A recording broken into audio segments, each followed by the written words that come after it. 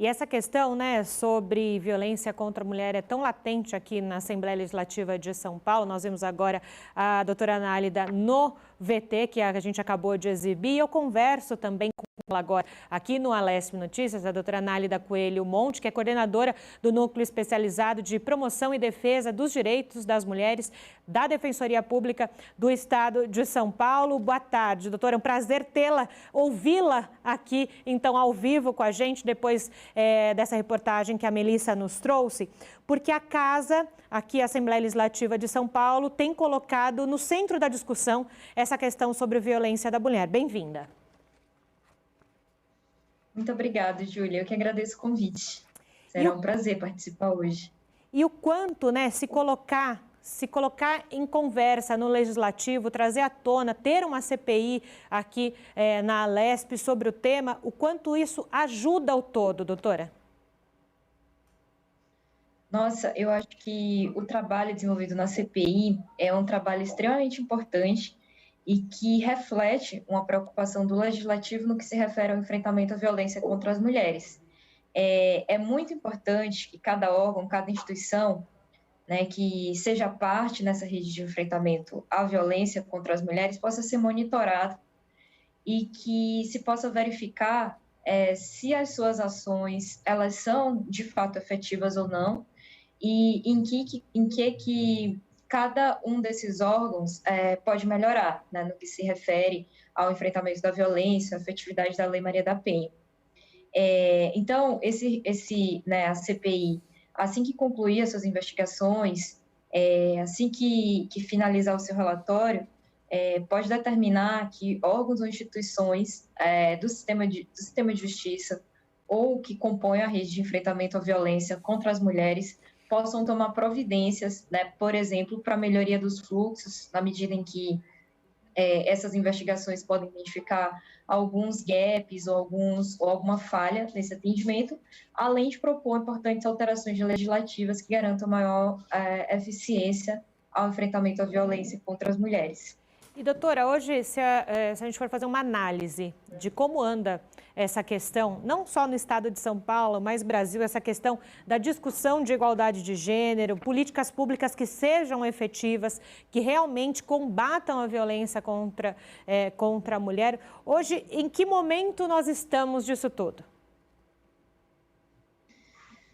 Essa é uma pergunta muito importante, muito complexa, né? Eu acho que a gente está vivendo um momento ainda de pandemia da Covid-19 no Brasil e que os dados revelaram, né, de pesquisas recentes, pesquisas apresentadas ao longo da pandemia, que o Brasil, a exemplo do que ocorreu na maior parte do mundo, tiveram seus índices de violência, principalmente no ambiente da casa ou do lar, elevados em decorrência da pandemia da Covid, né, que trouxe aí novos dificultadores.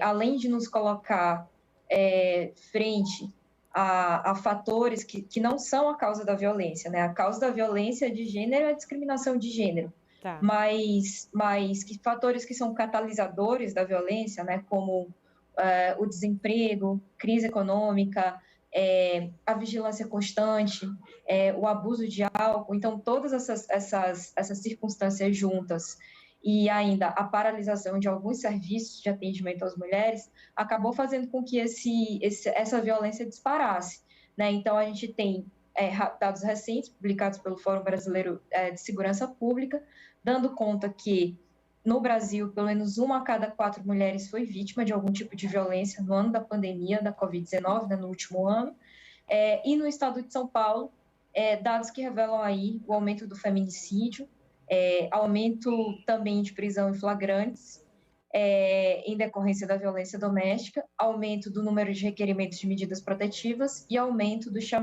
chamados à polícia para atender a ocorrências no interior do lar. Então, a gente está nesse momento ainda difícil, né, em que medidas importantes foram tomadas, com certeza, ao longo da pandemia, dentre as quais a possibilidade de registro do boletim de ocorrência online, bem como do requerimento de medidas protetivas, mas com muita coisa ainda para ser feita. E como então, doutora, o núcleo, como eu disse, né, a senhora coordena esse núcleo, e como o núcleo então da Defensoria Pública tem ajudado nesse processo, não só nesse momento de pandemia, claro que talvez essas questões fiquem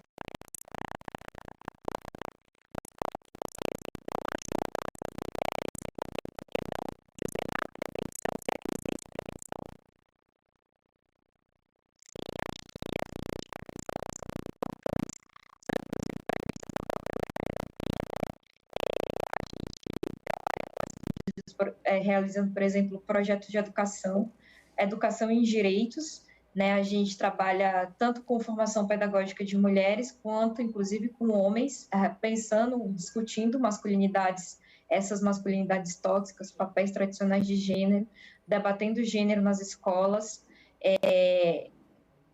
capacitando defensores, defensoras públicas e demais agentes que trabalham na rede de atendimento. Então, essas medidas são importantes medidas de prevenção, né, que são tomadas no âmbito da Defensoria Pública. Mas também, quando a ocorrência da violência ocorre e para cessar a ocorrência dessa violência, a gente realiza atendimentos diários nas unidades da Defensoria Pública e faz o requerimento de medidas protetivas de urgência, acompanha processos criminais junto aos juizados de violência doméstica e familiar, além de fazer todos os pedidos de ações de família e cíveis que sejam correlatos à situação de violência doméstica, ou seja, que tenham ali a mesma causa, né? Então, a gente faz os pedidos ainda de guardas, regulação de visitas, divórcio, reconhecimento e dissolução de união estável, busca e apreensão de crianças, dentre outras, né? Pedido de alimentos. Então, todas as questões que estão relacionadas ali à causa da violência doméstica, a gente realiza o atendimento dessas mulheres no mesmo momento. Atualmente, a Defensoria Pública conta com atendimento especializado nas unidades de Santana, Santo Amaro, São Miguel Paulista, Central, Butantã e ainda na Casa Mulher Brasileira, né? O atendimento pode ser acessado via chat da Defensoria, de fácil acesso. O site da Defensoria tem uma interface muito simples, parece um aplicativo, além do canal 0800. Doutora, uma outra questão, a senhora falou sobre medidas protetivas, né? E a gente vê tantas mulheres que conseguem essas medidas protetivas e por algum motivo acabam novamente sendo vítimas e até indo a óbito, assassinadas, mesmo com medidas protetivas. Qual que é o gargalo que a gente tem para que isso aconteça? Mesmo uma mulher com uma medida protetiva ainda sofre algum tipo de violência. Uhum. Bom, eu acredito que os principais gargalos ainda sejam os entraves, inclusive, para o requerimento dessas medidas, né? A gente sabe que a maioria dos órgãos ou das instituições nas quais as mulheres podem buscar esse atendimento ainda se localizam em grandes centros urbanos, né? Então, ainda atendem de um modo muito centralizado. Então, acho que o primeiro gargalo é a gente facilitar o acesso a esse procedimento. Agora, o Estado de São Paulo garante a possibilidade de requerimento dessas medidas por meio do site da Secretaria de Segurança Pública, no momento em que se registra o boletim de ocorrência, é possível também fazer esse pedido de medidas protetivas online. A gente tem o acesso também por meio da Defensoria Pública e é importante também que o Judiciário garanta que as mulheres possam pedir esse acesso, requerer essas medidas protetivas independente de buscarem um outro órgão, né? Porque a Lei Maria da Penha garante a capacidade postulatória, ou seja, a capacidade para que essas mulheres, por si, independente de advogado, da defensoria ou da delegacia, possam requerer essas medidas. É uma providência que foi tomada no estado do Rio de Janeiro e que é essencial.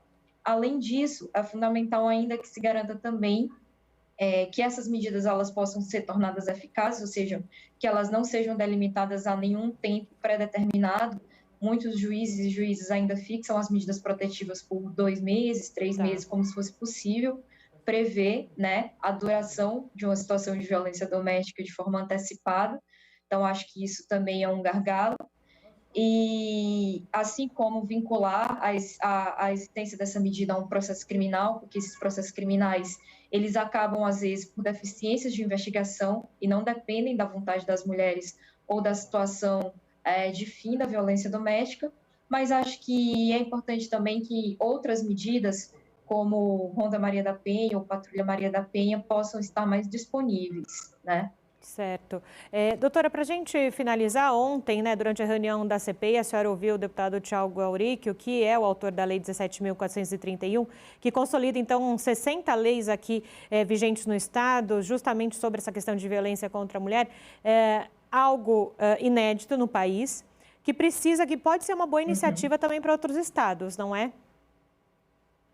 Isso, perfeito, Júlia. Acho que sim. Acho que a lei é uma lei extremamente interessante, porque, né, na medida em que ela sistematiza o conjunto de legislações relacionadas aos direitos das mulheres, e, ao fazer isso, facilita o acesso, né? Tudo que facilita o acesso à informação, ao conhecimento, e democratiza o acesso à informação é muito bem-vindo. Iniciativa bem interessante. Perfeito, doutora Análida. Muito obrigada, viu, pela sua participação aqui no Alesp Notícias. Uma boa tarde por aí. Imagina, obrigada. Boa tarde.